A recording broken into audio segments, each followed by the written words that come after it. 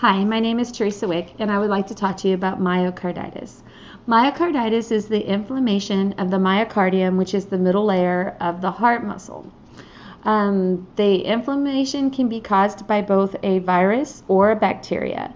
In the United States, the Coxsackie virus is the #1 virus that has been linked to myocarditis in the adult population. Children develop myocarditis as well. It can be anyone from neonate all the way up to 120. The younger population, the viruses are like Fifth's disease, the cold, things that get passed around daycare. None of these viruses have any kind of vaccine or immunity, so everybody is game for myocarditis. Lyme's disease is something that doctors, when you develop chronic Lyme's disease, they will look at you long term to see if you're developing a myocarditis and be proactive in that, because there's been a lot of cases linked to the people with Lyme's disease and myocarditis. Most of our cases are idiopathic, meaning that we have the signs and symptoms of myocarditis. That's what the doctor is treating you for. However, you have they don't know what the infectious agent was or what caused that inflammation of that myocardium. Toxins, cocaine, heroin, and Adderall abuse can lead to myocarditis. Alcoholism, reactions to antibiotics causing Stevens-Johnson's, and chemotherapy agents can also lead to myocarditis. In chemotherapy, you just have to try to outweigh the good versus the bad. We can also have systemic issues such as lupus and other autoimmune diseases that cause antibodies to build up in your body to fight your own tissue.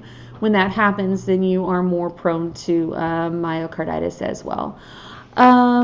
People with myocarditis can be asymptomatic, never even knew they had it, which if I ever develop it's how I want to get it. And they can also go all the way to the other end of the spectrum where it's sudden death. Most of the time our sudden death is our pediatric population, unfortunately. The signs and symptoms can be kind of vague. You've got weakness, dizziness, chest pain, palpitations, tightness of the chest, shortness of breath, cardiogenial shock, and the sudden death like I already mentioned. Most of the time what we're going to do is we're going to get the cardiac enzymes, we're going to check for the troponin and the CK. EKGs will show diffuse T waves with a saddle ST elevation, but it would be in the shape of a saddle, like a horse saddle. Very different, very easy to determine the difference between that and a STEMI.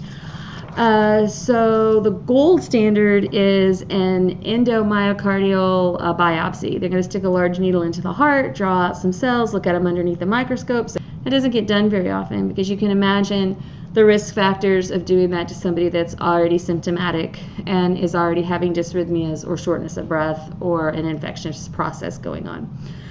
So basically what happens is the doctors treat the signs and symptoms. If you're a healthy person, your signs are very mild, they're not debilitating, you may be put on a low sodium diet with decreased activity. We're not running a marathon for the next 6 months, our spin class is on hold, and we're going to get some more rest. You present with comorbidities. You've got diabetes, hypertension, CHF, COPD, you've already got other issues. Then we have to looking at the pharmacology and the things that we can give you to try to get the heart muscle to not have to work as much on its own and give it time to repair. Digoxin is used if you start showing dysrhythmias, especially those looking more like AFib or A-flutter. But dig also works to help strengthen the actual heartbeat and making it stronger. So sometimes that's added to the cocktail for that reason alone.